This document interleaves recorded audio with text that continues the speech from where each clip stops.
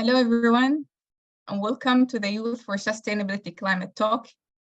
We today have a truly exciting panel focusing on youth perspective on loss and damage. And as we are hosting a conference of parties, COP28, this year, it's indeed one of the main pillars of mobilizing the agenda of the conference. With you, Adara Khamis, a climate change analyst from the Ministry of Climate Change and Environment, a Middle East Institute, scholar and part of the Youth for Sustainability Committee at Masdar. We have a really inspiring set of panelists today, where most of them are youth climate advocates. From their experiences, we will discuss how youth can become catalysts for change, driving transformative action to address the profound challenges posed by loss and damage. Without any further delay, I would like to introduce our panelists, starting with Mamadou Sela, environmental activist, coordinator of the Advocacy Working Group of Loss and Damage Youth Coalition, and president of International Young Nature Friends. Our second panelist is Shraq Abdallah, climate justice advocate and co-founder of a movement and research space known as Me and Youth. We have as well Karim Ihab Salah, a Race to Zero fellow. He was part of Climate Champion team, a member of COP27 Youth Task Force. Last but not least, Tamara Stojkovic, a Serbian UN Youth delegate and co-founder of Community Change.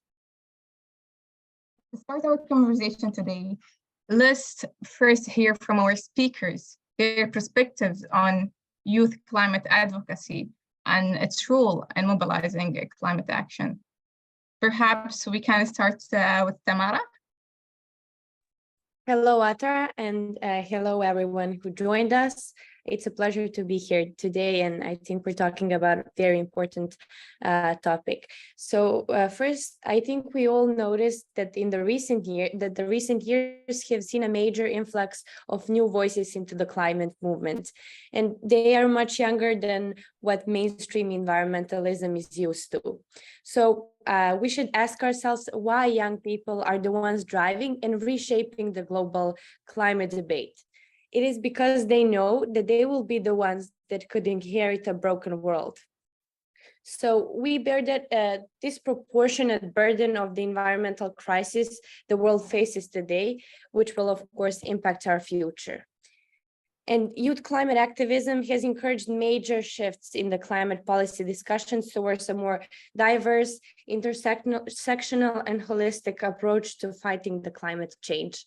So it is essential for all climate policy stakeholders to understand the concerns that are identified by the young people, as well as, of course, their proposed solutions and pathways in order to shape truly innovative and inclusive policies. And we have to say that fortunately, youth activists are increasingly viewed in the public as uniquely competent to work on this issue. And there is a base component of it, if I may say, and that their unique competence, it comes from an innovative and fresh perspectives to the climate crisis that we offer, and of course, understanding of emerging technologies that can contribute to create more sustainable solutions to address the climate challenges. And lastly, let's not forget that we play a vital role in raising awareness and informing the public about the importance of climate action and the need for urgent measures. We're establishing schools, universities, communities, talking at all levels, national, international, and using social media and other kinds of innovative communication strategies. And all we need is support from from older generations and recognition for what we do. Thank you, Atra. Thank you, Tamara. Maybe we would like also to hear from Mamadou. Would you like to add something? Yeah, sure. Good morning, everyone, and I'm very happy to be here. I will not be that long because I think Tamara has eloquently said it all. That young people are obviously doing an awesome work driving change and on the ground, despite the lack of resources, despite the sticks and the stones. And I'm glad that we're getting more and more the recognition we deserve, because a tangible example of that mobilization is how we witnessed the debate over loss and damage, which has been blocked for many years, erupting just at COP26 in Glasgow, thanks to massive youth participation and unified voice of young people. And we are not, for me, we are not at the stance anymore where we just tell young people that you are too young to understand, or it's a technical discussion. For me, the science is here and clear, and the young people are reading the science, they're learning, they're training themselves, they're researching, they're creating, they're offering solutions, and above all, they're experiencing the losses and damages on the ground. And we are almost the most affected people. So that's why young people have never been waiting actually for anything, and they're acting on grassroots communities, which is for me very important. Thank you, Ramadan.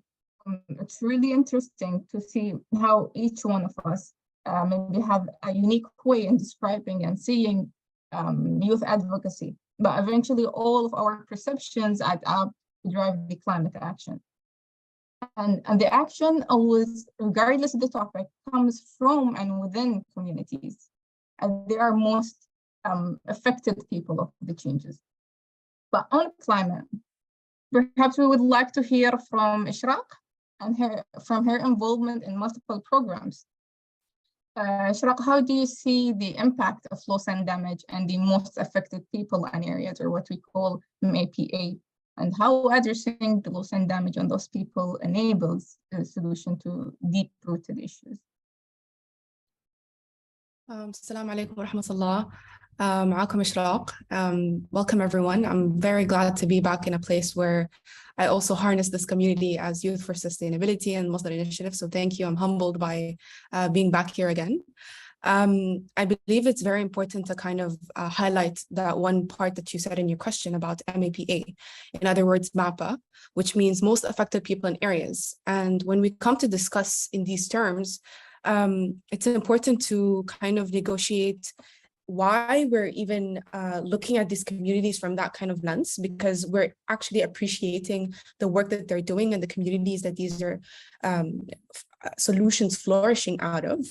And standing here from Me and Youth, a space that really wanted to kind of take that closer look, it was initiated by youth. And in that sense, we need to understand what are the different complexities that exist in this world with regards to the decolonization that needs to take place for us to continue this wheel of support.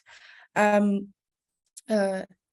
Grace, he talked about how the loss and damage fund is crucial and that we need to begin operationalizing it, and that this is something for policymakers and political members to come and mobilize on, but then that leaves us youth and a lot of these communities that holds elders and people that are in need of that support in a very, very urgent moment in time due to how this climate crisis is rising as we speak.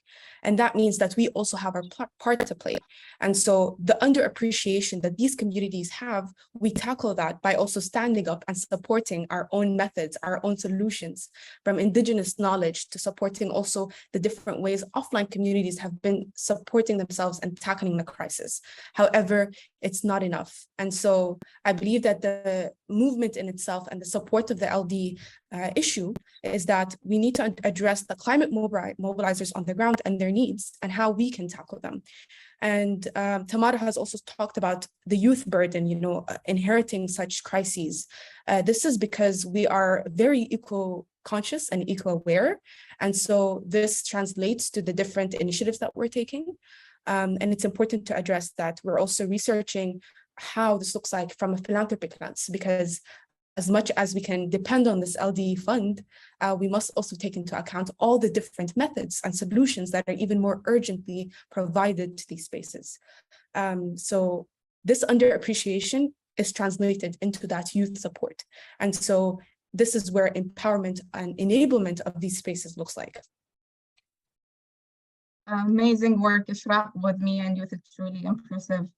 Karim as well had an experience and mobilizing communities and youth in Egypt for climate action. Karim, would you like to share your experience with that? Yes, sure. Thank you, Atra. And I'm very happy to be with you all today, all the way from South Korea. So from East-West, I'm really happy that we are all working towards the same goal. I'm very happy to be with you today. So I believe that youth don't only have the right to ask for climate action, but they also have the responsibility. As Tamara, I think, said, and my colleague said, this is a burden, but this is the truth. We have a responsibility and the burden to advocate for climate and climate action, because we are the ones that are going to experience the most severe impacts from what's happening today and from the decisions that we are making today. That's where the right comes from. That's where our right to be on the decision-making table. So it's very clear so far from all of the engagements of the youth, as Mamadou said, they were the ones that were on the top line of advocating for loss and damage fund and many other negotiations. We have already been bringing new and innovative ideas to the table. We have been leading the change, and we're the first adopters of these changes. But in my opinion, there is two challenges, and actually, I would say the second one is how we try to tackle it in Egypt. The two challenges are for the two generations. The first one is for the older generations. They need to be aware of our contribution, the contribution that the youth can bring to the table, and the innovative ideas that we have and the capabilities that we have. And that we shouldn't just be on the sidelines, but actually on the decision-making table, not just as an advisor. And I think the second, I would say, challenge that it's mostly overlooked, that people don't mention as much, is that we should be a little bit more humble as youth, and that's my personal opinion. That doesn't mean that we should step back, not at all, but we should acknowledge that just because there hasn't been enough capacity building for this topic for the worldwide youth, especially in the global south, we need more capacity building. We need to get more educated in order to have the most sufficient impact. I would say in Egypt, I experienced this firsthand. When COP27 came to Egypt, most of the youth didn't actually know a lot of information about COP, the climate negotiations, or even that the impacts that we are seeing today are due to climate. So my idea was to make a national initiative, it's called Climate Leaders, to raise the capacity of the Egyptian youth and to educate them more towards COP27. And I would like to say that I'm very proud that today we can see that many other initiatives popped out from the people that were in this initiative, and many startups and solutions came out. So I hope that this can replicate in many other countries and regions, and probably that's the main idea, that COP is in a different country each year. So yeah, that's it. I'm describing the work you're doing as a burden, but even though you're doing really great job and huge efforts from you and our other panelists as well, and I'm sure our participants have done a lot of work on that. So mentioning capacity building, you are bringing us to the next topic to talk about.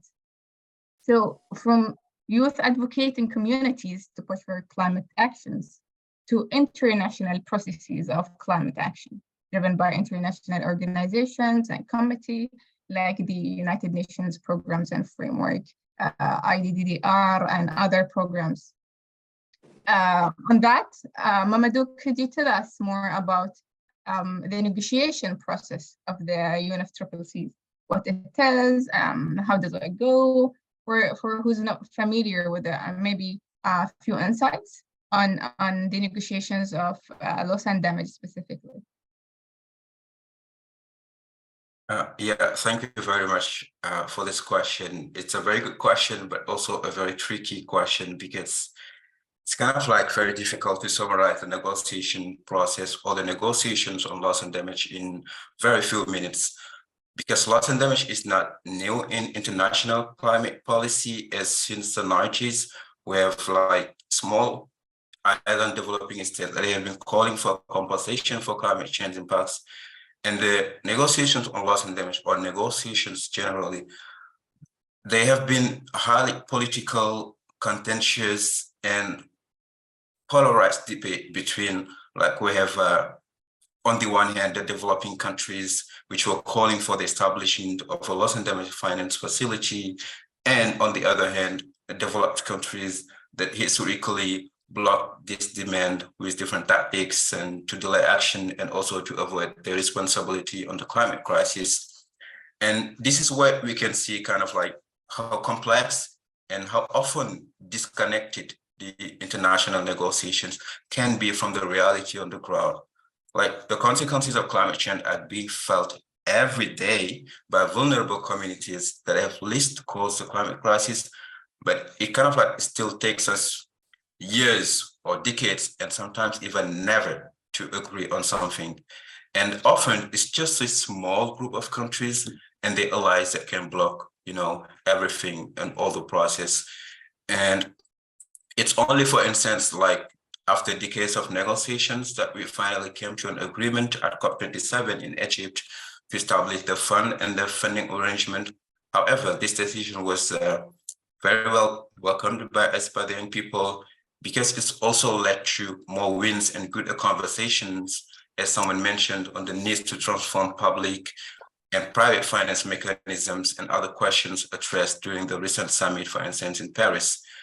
And just to summarize, like in a very few words, like international negotiations can be very complex, they can be very challenging, they can be extremely very slow and highly political. But when you ask me if it is essential, for instance, for the young people to be at COP and other international agendas, my answer is yes, we should be there, because it's one of the very few spaces where young people can still make significant changes and build kind of like a bigger and trustworthy global solidarity between us. Thank you, Mamadou. Definitely, it's not really not a short journey. It's a really lengthy and complex. But it's good to have youth involved in the process to understand how does it go and how to lead the process in the future. Again, the process is really complex, and it doesn't really go as smooth as we want it to go. For that, we need a lot of international cooperations between parties, organizations, and even individuals.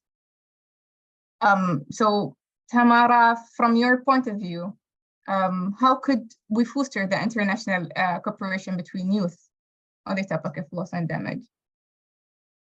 Well, thank you, Atra, for the question, which I think is super important, because that's where we encourage the youth to deal with the loss and damage and give them capacity building to do so in their own countries or communities. Firstly, I would have to say something that I think we all can relate to.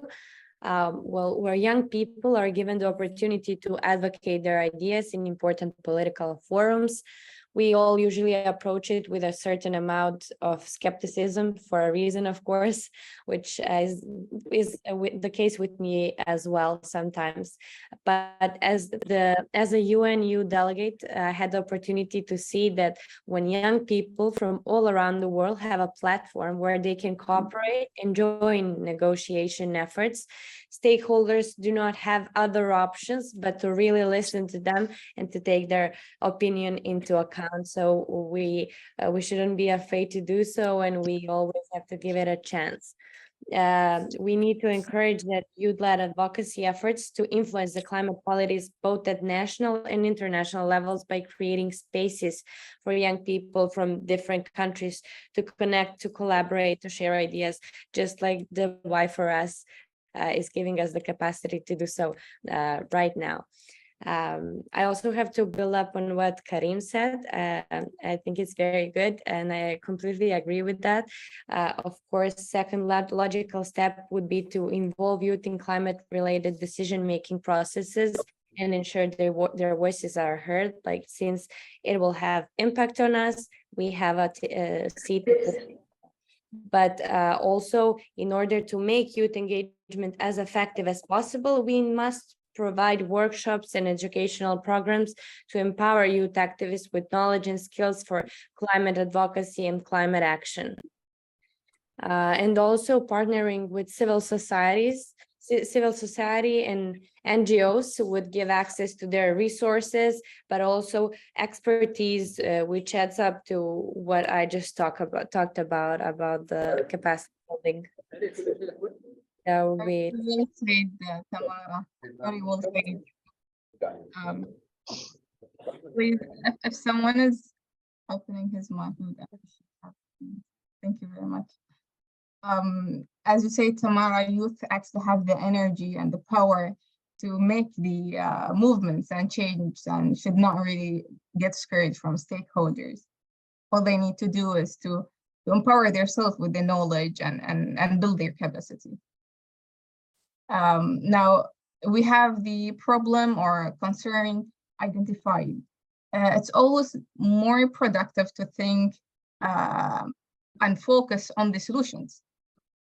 And you have a catalytic energy, as you said, in searching, researching, and developing solutions in many and different aspects. So Ishraq, would you tell us how important is the role of youth in bringing up innovative methods to combat the crisis? Perhaps let's talk this time from a solution-oriented mechanism. Very, very important, Adra. I think it's important to kind of see the different pillars that youth are clearly already a part of in their community, and how that can be a space to enable the work that they're doing and to be solutions oriented in our empathetic approach, and also in our interconnection with different generations. So every time we're in a space, we're having an intergenerational dialogue with people that have, let's say, larger experiences or bigger experiences in a world that unfortunately we're inheriting its chaos right now, but we're also holding a huge responsibility for the future generations, because although we want to talk about future generations all the time, we're also the current generation that will enable them as well. So at least we will have to prepare a world for these spaces. And so the solution-oriented approach is that most of the time when we look at offline communities, the most effective people in areas that we were talking about earlier, the reason why we point them out is because a lot of times these offline communities, the person that stands up and out of these spaces are youth. This is because youth are easy to see these trends, and they're easy to really navigate across what are the different pillars that are new to them, because even in their short lifetime, they've seen changes. And so it puts that burden socially, generally, and psychologically, in the sense that I have to now stand up and make sure that I'm adapting myself. And so the solution-oriented approach is actually a form of adaptation. And when we talk about these different policies and the different articles that we want to negotiate about, this is why we need to enable. And this is why, to me, the word empowerment, sometimes I'm skeptical of it, because I believe we have so much power in us, but it's just that we need to be seen in the work that we're doing, and that we need to also be enabled. And we have to also lead by example if we want to be the supportive space that will provide these solutions.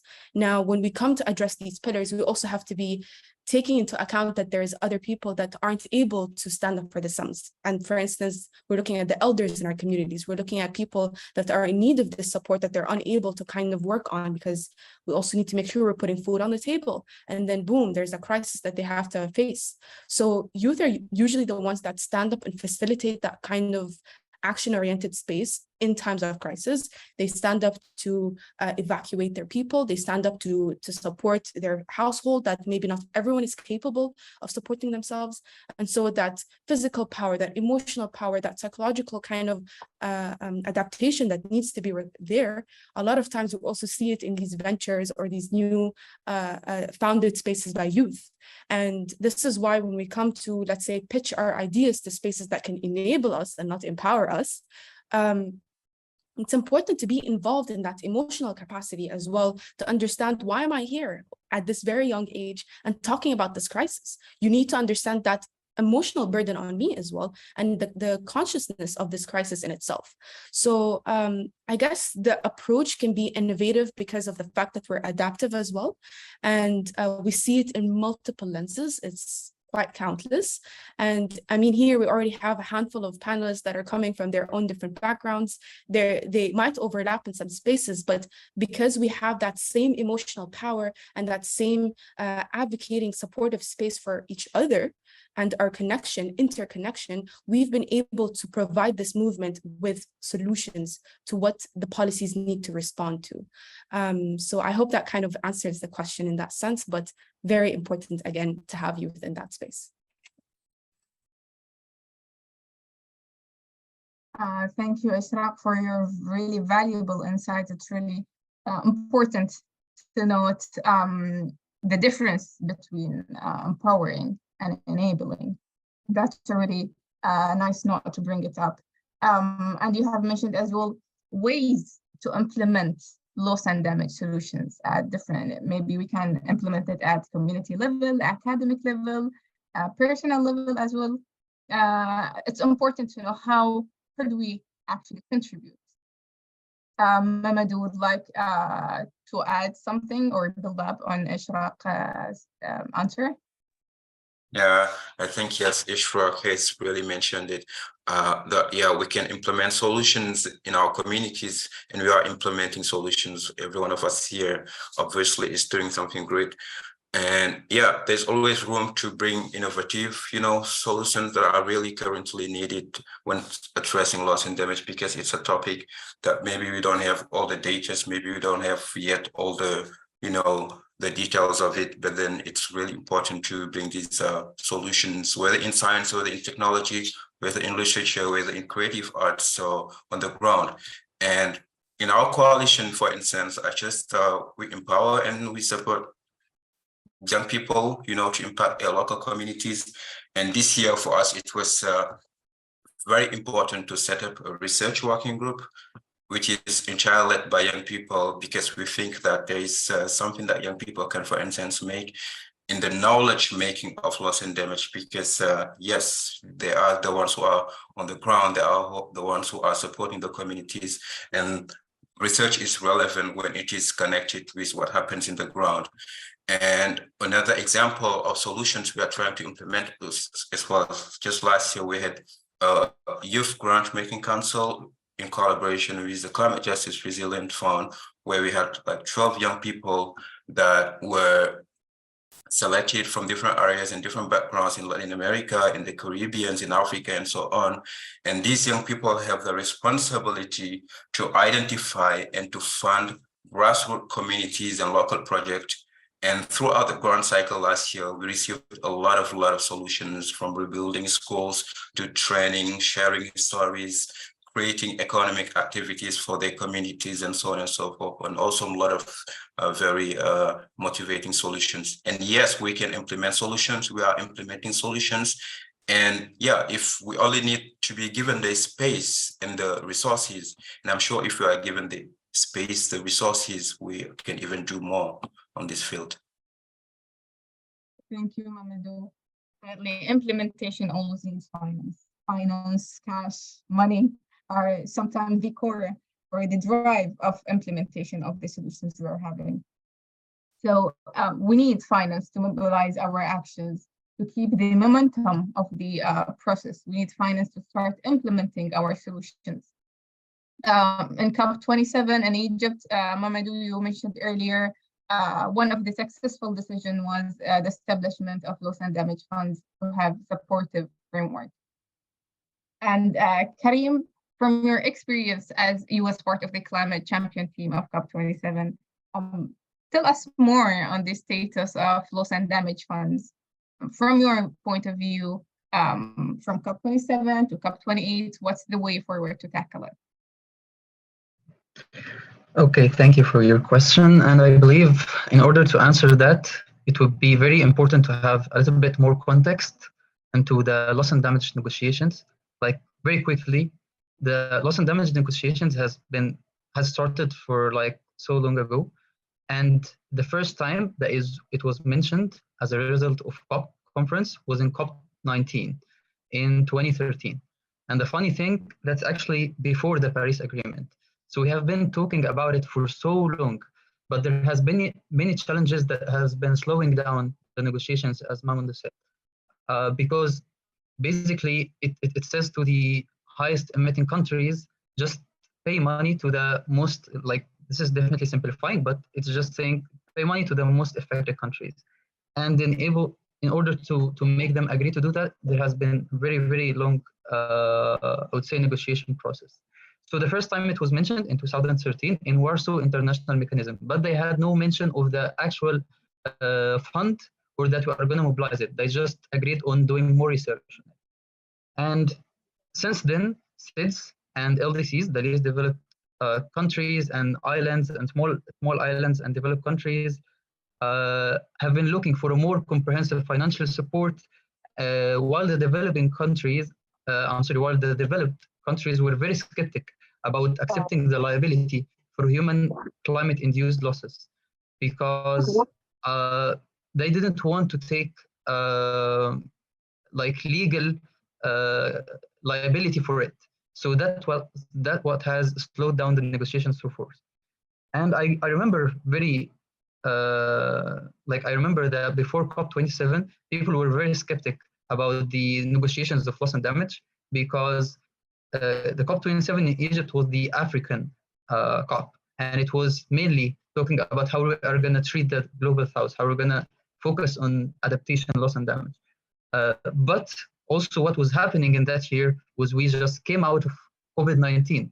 We had the Russian-Ukrainian war. We had a major global economic crisis. So if you look at like the last 10 years, this was probably the worst time for anyone to agree on making the loss and damage fund. But when things like that happen, it actually gives me a little hope that we managed to agree together in the darkest times of the decade that we are going to mobilize about $100 billion for loss and damage. Although this is just the first step in a 1,000 miles road, but we did the first step. So what are we looking for towards COP28? In COP28, there is the global stocktake, and it happens every 5 years. And this periodic review will allow the re-evaluation and strengthening of loss and damage mechanisms and mobilization, because we still have many questions that we can't answer regarding the loss and damage. First off, the ambiguity of the definition itself. We still aren't 100% agreeing on the definition of loss and damage for everyone. What I mean by that is that how can we say that this specific country is facing challenges due to induce the human emissions from this specific country? The second question is, how do we evaluate the damage? What is the origin of the money? So according to the United Nations, for example, China is one of the biggest emitters in the world. But at the same time, it's a developing country, according to the United Nations. So should they pay or not? Another question is the role of financial institutions. So I would say that we have many questions yet to answer in COP28, and what I would personally like to see is that I would love to see more youth involvement in the loss and damage transitional committee. It's mainly the committee that is working on the mobilization of the fund that we talked about, and I believe that we're gonna see even more positive results coming out from COP28. Thank you, Karim. Thank you for your really valuable insights. Because some may say that we're late and the process has taken a lot of time. That might be true, but it's really essential to understand the challenges we are facing, and not a lot of people bring out the challenges and how did we overcome those challenges with time. And thank you as well for bringing up the GST, the global stocktake. Is a really important subject to talk about at COP28. It's the first global stocktake from the Paris Agreement.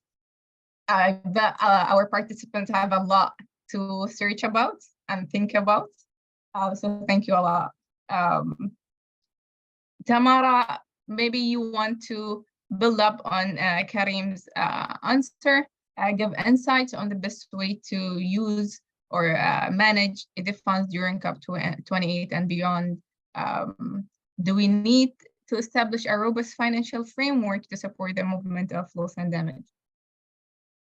Thank you, Atra, and thank you, Karim, for giving us an explanation of the pathway from COP27 to 28 of the funds. So I'll be very short because Karim gave us a good explanation of it all. Well, firstly, when we talk about loss and damage, we have to differentiate slow onset events, which are desertification, loss of biodiversity, sea level rise, etc. And there is extreme weather events, which are droughts, wildfires, floods, and so on. So we need different financing mechanisms in order to face those different phenomena. For slow onset events require strategies and supporting systems, and extreme weather events require emergency funds. But something that I would like to talk about is the social justice. When establishing financial framework, we have to take it into consideration, and that's something that I've worked on, especially when it comes to extreme weather events. So we could say the loss and damage is a matter of climate justice. The most vulnerable people, those in developing countries with few assets to mobilize, have generally contributed the least to greenhouse gas emissions. So addressing loss and damage then is to some extent to address the inequality. And coming to COP28, we should encourage developed countries to contribute significantly to the financial framework. And besides the capital, of course, it also involves technology transfer and capacity building initiatives that can provide access to some new climate resilient technologies and expertise of people, of course, to those vulnerable communities and nations. And of course, in order to make that happen, Karim also mentioned, we need to encourage countries to make strong international commitments to address loss and damage, just like the Warsaw International Mechanism for Loss and Damage. So that would be it. Thank you. Very comprehensive answer, I would say. Unfortunately, we're reaching to the end of our session today. But before that, I would like to have one more answer from all of our panelists. So I would say in a sentence, please share an advice to our young participants on how to keep the spirit of action and advocacy. Shraq, do you want to start? I guess there's something that a lot of us youth struggle with, and we don't usually voice it to ourselves, but the realism of all of this, and then also understanding how advocacy plays that part in optimism as well. We often struggle with that, and it's important that when every youth wakes up to this issue and plays their part in this issue, it's important to address that every little impact that you do, it matters because at least it inspires others to also continue on and play a part in this role of action. And so we expand our different pillars that we need to provide solutions for. And so this optimism will always be great, even if realistically things are moving at a slow pace. Thank you, Shraq. Let's move to Mamadou. Yeah, thank you very much.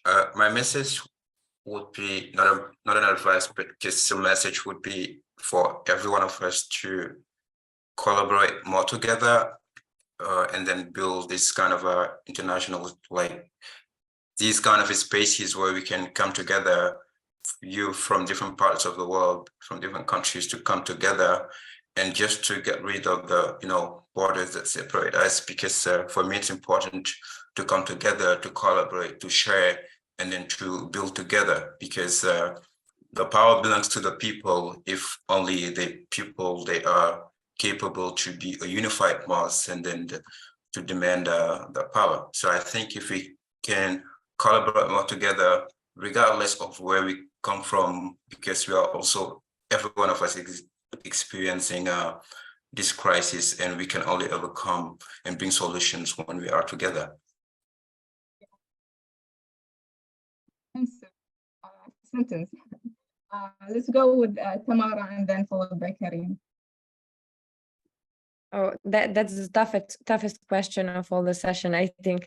But my advice would be to stay motivated even after we hear a no, and to remember that even the smallest ripples of action can create powerful waves of change in the fight against climate crisis, but also in all the other areas. Karim?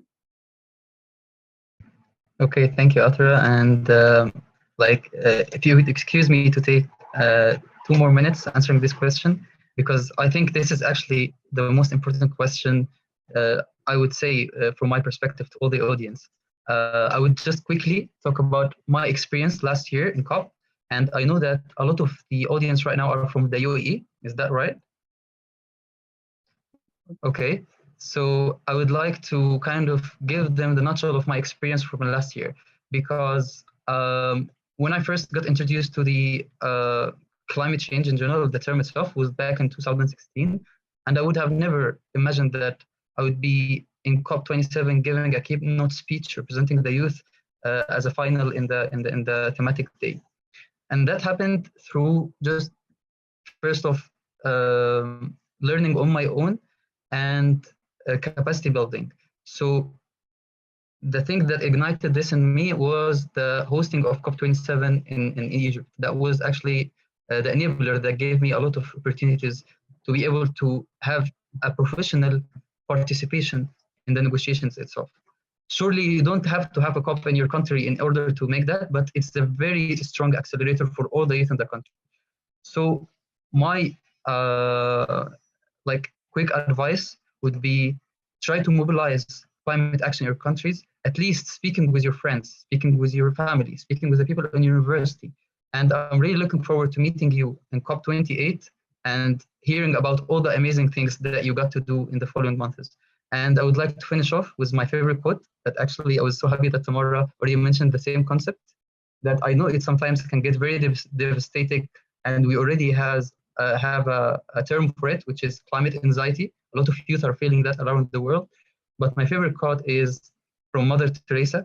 It says, "I alone cannot change the world, but I can cast a stone through the waters that creates many ripples."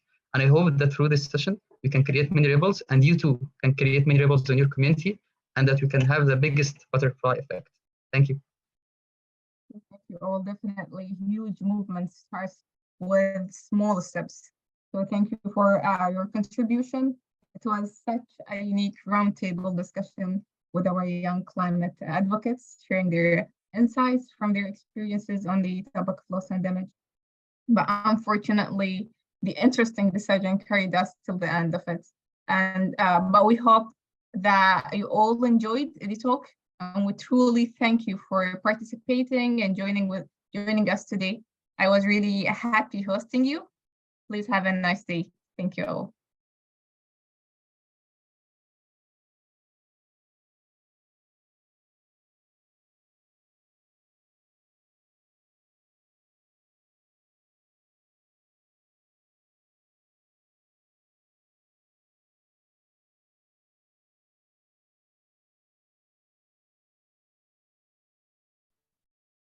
Thank you, everyone. I hope to see you all soon again. And we'll be happy to answer to any of your questions. Please reach out to us. I'm sure our maybe profiles will be shared with each one of you. So please come back and share with us any of your concerns that you might have. And yeah, thank you all.